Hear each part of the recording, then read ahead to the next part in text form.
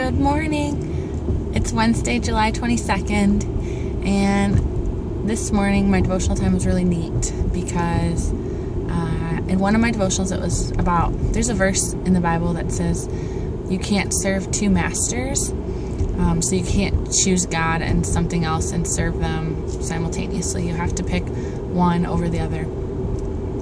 And this particular devotional was about pleasing God versus pleasing others, which is something I definitely struggle with. And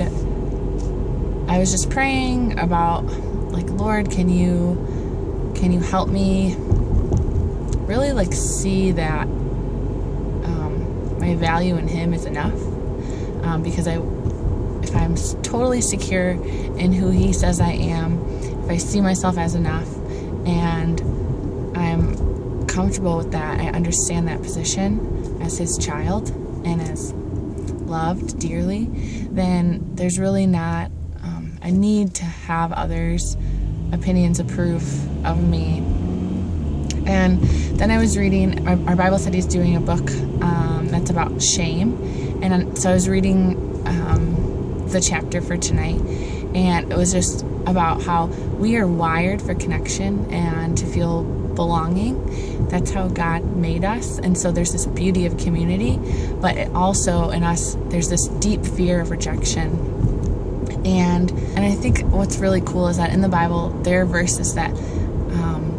God says, I have not rejected you, I redeem you, I'm your hope, I give you a hope, I give you a future,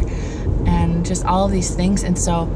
the more that we understand that, I think the more we can not let shame or what people say, even if they don't say it intentionally, we disappoint and hurt people, not intentionally all the time, but the more that we arm ourselves with or understand that God doesn't reject us, that He created us before the beginning of the world, and He adores us and doesn't reject us, He accepts us, that when those shame arrows come, we can be resilient and remind ourselves of our worth and be forgiving of those who may accidentally shame us. So I just think it's such a neat concept how we are wired for connection,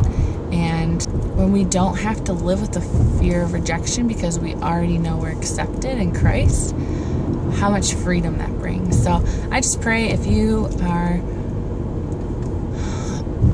have shame in any area, that you'd bring it to God. I pray that you would fully understand your acceptance in Him and His love for you and just